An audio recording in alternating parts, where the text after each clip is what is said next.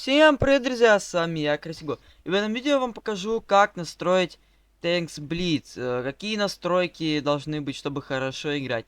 И сегодня мы это с вами разберем. Ну, я не буду тянуть, поэтому приступим.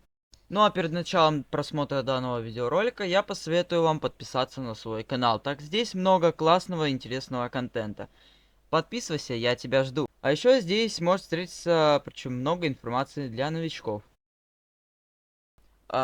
Управление. Начнем с управления. Чувствительность мышки делаете так, чтобы за один такой, ну, небольшой вот как бы проворот мышки у вас на 360 градусов камера проворачивалась. Чувствительность в снайперском режиме слишком большой делать не стоит. Это потому что если у вас будет большая чувствительность, вам будет сложно выцеливать пиксели, как говорится, вот. Инверсию лучше не надо. Снайперский режим ручное приближение. Советую, очень удобно. Поэтому автоматическое приближение выключаем. Инверсия мыши по вертикали. Ну, это, наверное, для каких-то странных людей. Поэтому не трогаем. Вот это чисто ваше. Экспериментируйте, создайте тренировочную комнату, поэкспериментируйте. И сделайте так, чтобы вам было удобно управлять.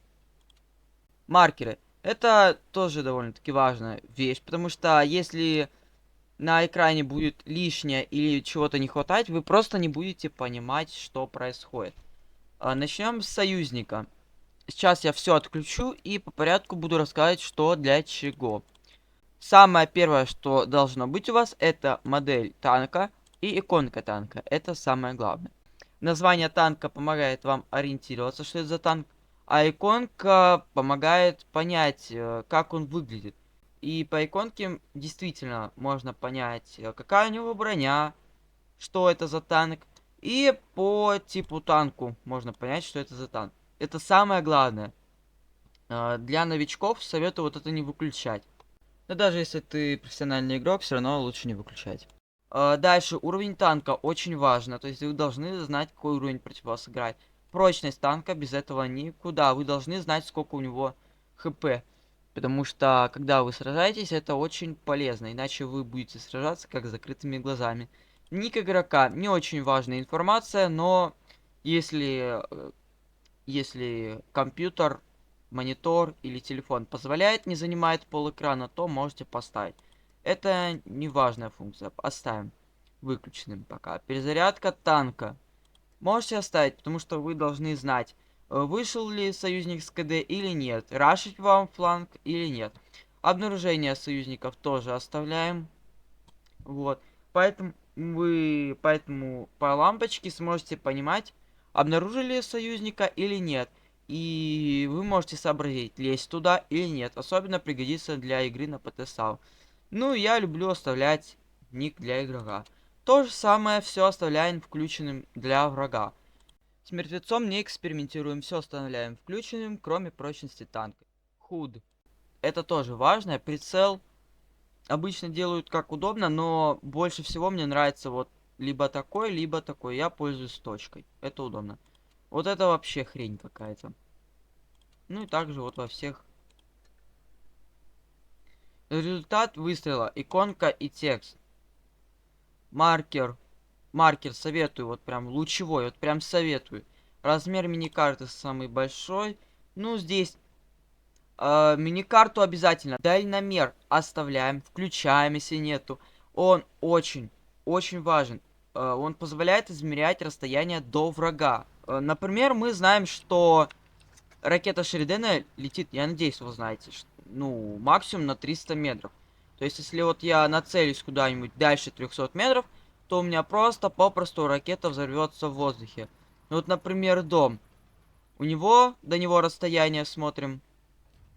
До него расстояние 257 метров. То есть я могу стрельнуть, и вот, например, представим, что там танк, и я пробью его. То есть с помощью дальномера вы можете замерять расстояние. Очень пригодится для игры на Шеридане ракетном, ну и на других танках. Индикация о навыках оборудования. Важно. Это включаем, если нету. Перезарядка в списке команды тоже желательно оставить. Даже советую оставить. Внимание на квадрат, само собой обязательно. Таймер перезарядки. как вы могли заметить, когда я стрельнул ракетой, да это на каждом танке, шли какие-то цифры. Это таймер, сколько времени осталось до следующего выстрела. Это очень помогает, когда в бою вы. Это очень помогает. Я не буду сейчас объяснять, как это помогает, но просто знайте, что это помогает. Индикаторы направления движения оставляйте. Нашивки тоже оставляем. Другое. Музыку, звуки, это делайте так, чтобы вам не мешало. То есть в любой момент можете сделать громче, можете сделать тише, можете вообще выключить. То есть как надо. Чат включаем, чтобы видеть, что происходит. Автовыключение звука. Если окно с игрой не активно, то есть вот мы скрываем это, звук выключается. Ну, как хотите, как удобно. Приглашение в кланы оставляем, приглашение в друзья оставляем. Либо, если вы какой-то там популярный ютубер, можете убрать. Не знаю, как хотите. Если вас кто-то задолбал, можете убрать. Приглашение в тренировочные комнаты оставляйте. Либо можете убрать, если не хотите, чтобы вас никто не приглашал. Получать сообщения только от друзей. Вот. Это тоже, если вот, например, какой-то там популярный ютубер, можете включить. То есть вы включите, и никто левый вам не напишет. Только друзья. Ну, я выключаю. Вот. Лимит реплеев. Это сколько видео будет у вас записано. Национальный голос экипажа. То есть, если вы играете на там британском танке, то есть и британская озвучка будет. Если на немецком, то немецкая озвучка. Лучше убрать. Записывать реплеи. Да. Но это если хотите пересматривать бои. Мне как вот ютуберу это, ну, помогает. То есть, ну, пригодится мне это еще много раз. Вот, то есть это для меня лично полезная штука. То есть как хотите, можете оставить, можете не оставлять. Ну и вроде все, в принципе, ничего не забыл, так что вот. Ну а с вами был я, Кратиго. Огромное спасибо за просмотр. Надеюсь, вы уже прожали лайк. И единственное, о чем я еще надеюсь, то что эти настройки вам помогут или же уже помогли. Но также, если вы напишите комментарий с 5 и более слов, это будет очень отлично, потому что YouTube заметит мое видео и будет его продвигать. А следовательно, больше людей будут использовать эти настройки. Ну а на этом все. Еще раз спасибо за просмотр. На этом я прощаюсь. До следующего видоса. Всем пока.